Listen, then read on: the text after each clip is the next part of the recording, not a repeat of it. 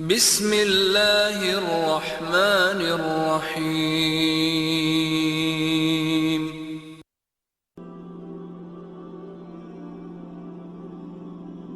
En septembre 2001, le monde entier tremble encore sous le choc du 11 septembre. Partout, la peur s'installe, les mots « taliban »,« Afghanistan »,« terrorisme » résonnent comme des échos d'un cauchemar sans fin. Dans ce chaos, une femme, journaliste britannique respectée, décide de franchir la ligne que peu oseraient traverser. Son nom, Yvonne Ridley. Courageuse, intrépide, un brin téméraire, elle travaille alors pour le Sunday Express et veut comprendre ce qui se cache derrière les visages des ennemis désignés. Pour elle, le journalisme n'est pas fait pour rester dans un bureau londonien. Il faut aller là où brûle le monde.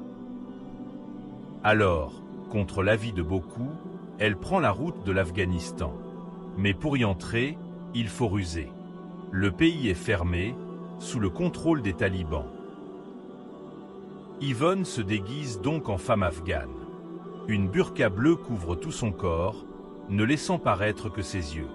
Sous cette tenue, elle dissimule son appareil photo, sa caméra et son audace. Elle sait qu'elle risque gros, mais c'est le prix de la vérité.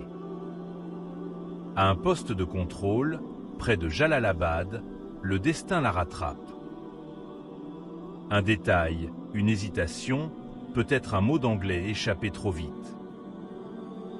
Les gardes la soupçonnent. Ils fouillent, découvrent sa caméra. Le masque tombe. Elle est arrêtée. Yvonne Ridley, la journaliste britannique, vient d'être capturée par les talibans. Les jours qui suivent ressemblent à une traversée de l'inconnu. Elle s'attend à la brutalité, à la peur, à l'humiliation. Après tout, les journaux occidentaux ont dressé un portrait effrayant de ces hommes.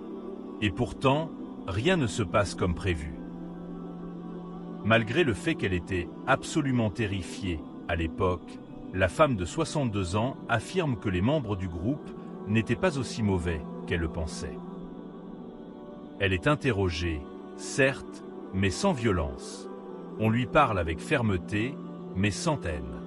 On lui apporte de la nourriture, on veille à ce qu'elle puisse se laver, se reposer. J'ai entamé une grève de la faim, raconte-t-elle. Je leur ai craché dessus et je les ai insultés. Leur réponse a été « Pourquoi faites-vous ça? Nous voulons votre bonheur.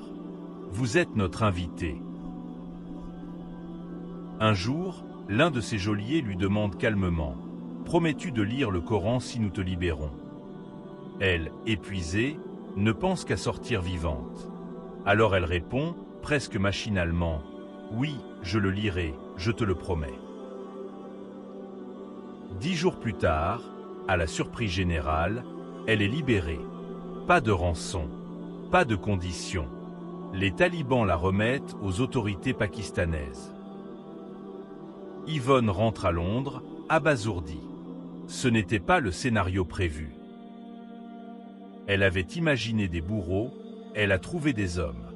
Elle s'était préparée à la haine, elle a rencontré une forme étrange de respect. Je suis retourné en Afghanistan à plusieurs reprises et j'ai même croisé mes ravisseurs. Ils m'ont remercié d'avoir été honnête à propos de cette expérience. À l'époque, ils voulaient que j'embrasse l'islam en tant que captive, ce que je n'étais pas prêt à faire. Elle a ajouté, les talibans sont afghans. Au final, personne n'apprécie que son pays soit occupé par des forces étrangères.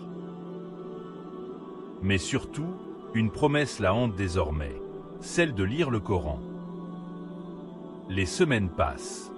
Elle reprend son travail, retrouve sa vie londonienne, du moins en apparence. Car quelque chose en elle s'est fissuré. Cette phrase résonne encore dans sa tête. Promets-tu de lire le Coran? Alors un soir, presque à contre-cœur, elle commande une traduction anglaise du livre saint de l'islam. Elle l'ouvre, prête à y trouver ce qu'on lui a toujours dit. Un texte violent, intolérant, archaïque. Mais page après page, son scepticisme se désarme. Elle découvre autre chose. Si ce moment a réveillé quelque chose en vous, abonnez-vous pour apprendre chaque jour davantage. Des versets sur la justice, sur la miséricorde, sur la dignité de l'être humain. Des passages sur la paix, la compassion, l'égalité devant Dieu. Et surtout, elle lit ces mots: il n'y a pas de contrainte en religion. Ce verset la bouleverse. Tout ce qu'elle pensait connaître s'effondre. Elle avait vu l'islam à travers le prisme déformant des médias, mais là, entre ses mains, elle découvre un livre d'équilibre, d'ordre et de lumière. Yvonne Ridley commence alors un voyage intérieur. Elle assiste à des conférences, rencontre des musulmans britanniques, pose 1000 questions. Elle observe, compare, écoute. Petit à petit, ce n'est plus seulement une curiosité intellectuelle. C'est une quête, une recherche de sens, de vérité, de paix intérieure. 2 ans après sa captivité, en 2003, elle prend une décision qui va bouleverser sa vie une seconde fois. Elle se convertit à l'islam, non pas sous la pression, ni par émotion passagère, mais après une longue réflexion. Elle garde son prénom, Yvonne, mais sa vie change radicalement. Elle prie, elle jeûne, elle s'habille avec pudeur, et surtout, elle s'engage. Elle devient une voix forte, un symbole du dialogue interreligieux, une militante infatigable pour la paix et la justice. Quand on lui demande pourquoi, elle répond simplement: ce n'est pas l'islam qui opprime les femmes. Ce sont certaines cultures. Dans le Coran, j'ai trouvé plus de respect que dans beaucoup de rédactions londoniennes. Ces paroles font du bruit. Les médias britanniques, qui autrefois la célébraient, se divisent. Certains l'accusent d'être perdue, d'autres admirent son courage. Mais elle, tranquille, continue d'écrire, de dénoncer les guerres en Irak, en Afghanistan, de défendre les victimes, qu'elles soient musulmanes ou non.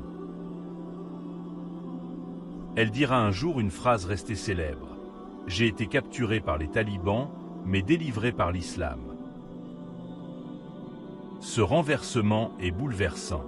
La journaliste qui voulait exposer les barbares découvre en eux une humanité que le monde occidental avait oubliée. Elle qui pensait traverser un pays fermé découvre, à travers un livre, un univers ouvert, profond, spirituel.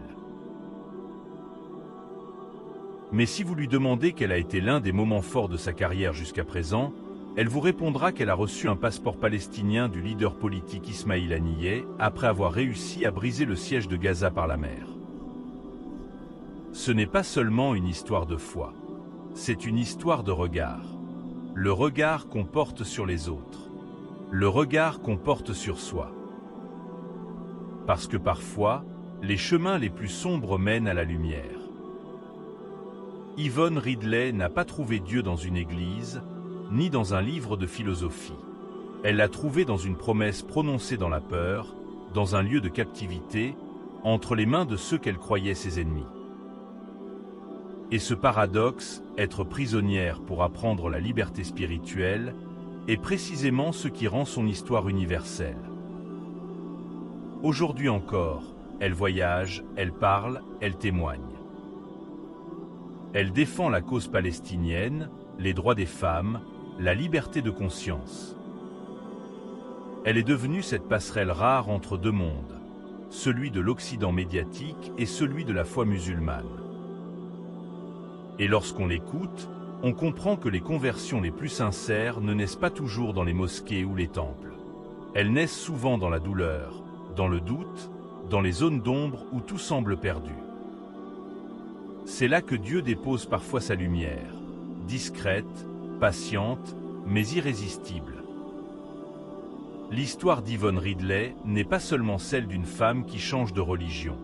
C'est celle d'un cœur qui s'ouvre, d'un regard qui s'inverse, d'une promesse tenue. C'est une leçon d'humilité pour tous ceux qui croient connaître la vérité sans jamais l'avoir cherchée ailleurs. Et peut-être que, quelque part, dans cette promesse faite à la hâte, oui, je le lirai, se cachait déjà le début de son destin. Car parfois, il suffit d'une parole prononcée sous la contrainte pour que la vie entière s'ouvre à une lumière qu'on ne soupçonnait pas. Merci d'être resté jusqu'au bout. Si cette vidéo vous a éclairé, n'hésitez pas à vous abonner dès maintenant pour ne rien rater. Et cliquez sur les vidéos affichées pour continuer à explorer. Portez-vous bien et à très bientôt.